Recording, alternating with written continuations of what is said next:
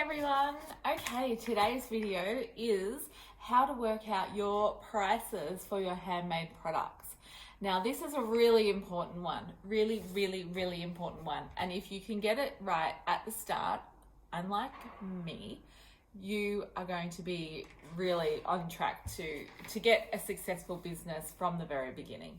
Now, why is it important to work out how much it actually costs you to make your products? Because you need to know this, because you might be thinking, okay, I'm going to sell, for instance, when I first started, I was selling my wheat bags for $18. I wasn't really making any money. I was like, yeah, then it cost me a few dollars per piece to get printed, but you have to work out how much time it costs to make your product. If you're in the handmade business game, you need to cost in your make time. I know a lot of people don't. A lot of people are scared to do this, but if you want to take your handmade business to the next level, make it an actual proper profitable business, you have to cost in your time to make the product. Okay, so it's a bit scary, I know, it is.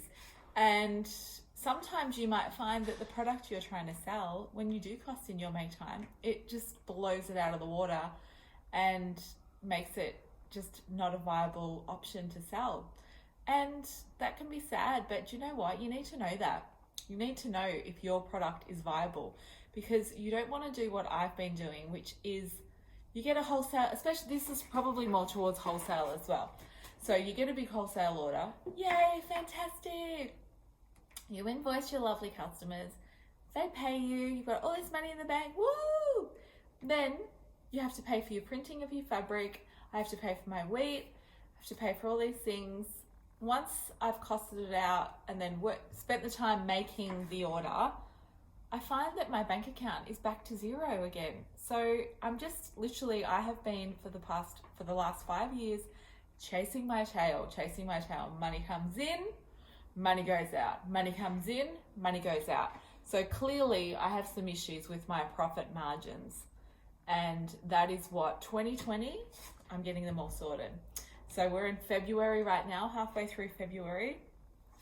I haven't done a cost analysis on my products for probably, I would say maybe nearly 2 years. And there's been quite a few price increases for organic wheat in Australia over the last few years, just with the drought and everything. And I haven't costed that into my prices. So I really need to do that. So I'm going to walk you through in this video how I cost out my price for my organic wheat bags. I will also, I need to do this for my eye pillows as well. My other products like my greeting cards, they're pretty well costed. But I'm going to show you the process of how I actually work out my cost of materials, my cost of time, and everything, pull it together and do the sums. So then you can maybe get an idea how to do it for yourself. Now with time, I actually am costing out my time at $30 an hour.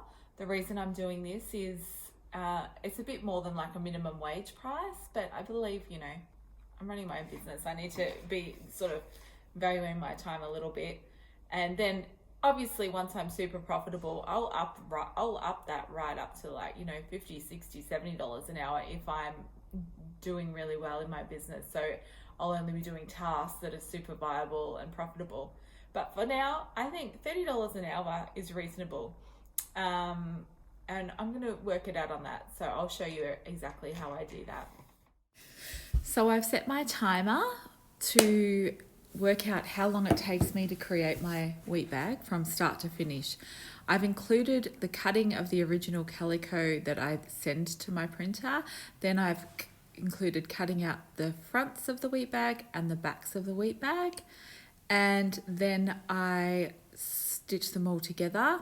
Now I'm doing 12 wheat bags here because it's easy for me to do quite a few and then divide the time equally, because sometimes one might take longer than the other if my sewing machine thread runs out or the bobbin runs out or something like that. So it's a good idea to do sort of a few of that one product and time it out and then divide it by the number of products you actually made. So here I'm doing 12. So when I get to the time that it took to make these 12 watermelon wheat bags, I'll then divide that time by the number of wheat bags.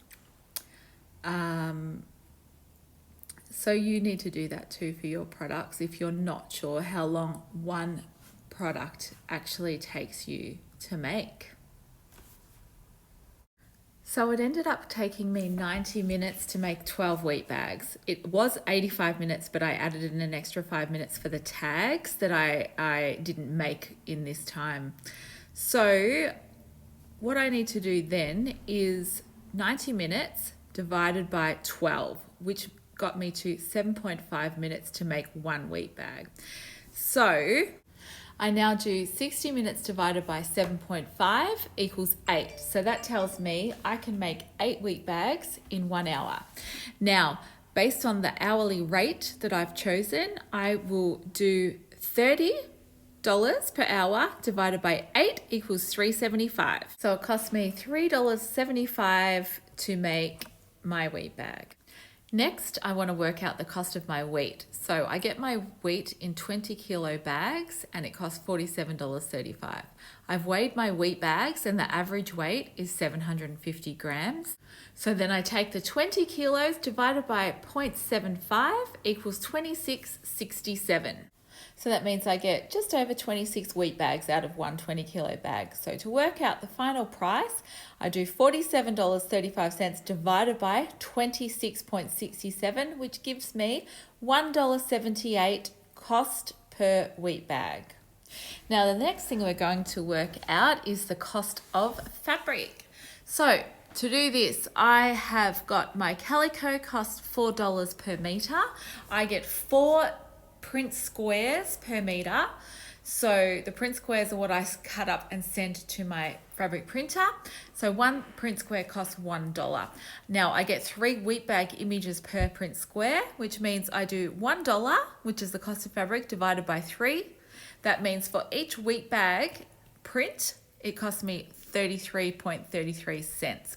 Now I'm doing the front, which is printed, and then I do the back, which is just plain calico. So I just need to times that 33.33 times 2, which I round up to 67 cents per wheat bag for fabric. Now the next price I need to work out is my cost of printing. So as I said, I get 3 wheat bag prints per print square, and each print square costs me $10. So all I need to do is take 10 divided by 3, and that gives me $3.33 per print. So that's all of my costs to make one wheat bag. Now I've added it up, it comes to $9.63. Now to get my wholesale prices, I will times that by 2, and then to get my retail prices, I times it by 2 again. Now I've got a little bit of a problem. The prices that I've worked out for my wheat bags are actually quite a bit more than my current prices. So I currently wholesale my wheat bags for $14.95 and retail for $29.95. So basing it on the $30 per hour labor cost, working out the new costings actually bumps my wheat bags up to higher than I'm comfortably upping my prices, because it is quite a jump.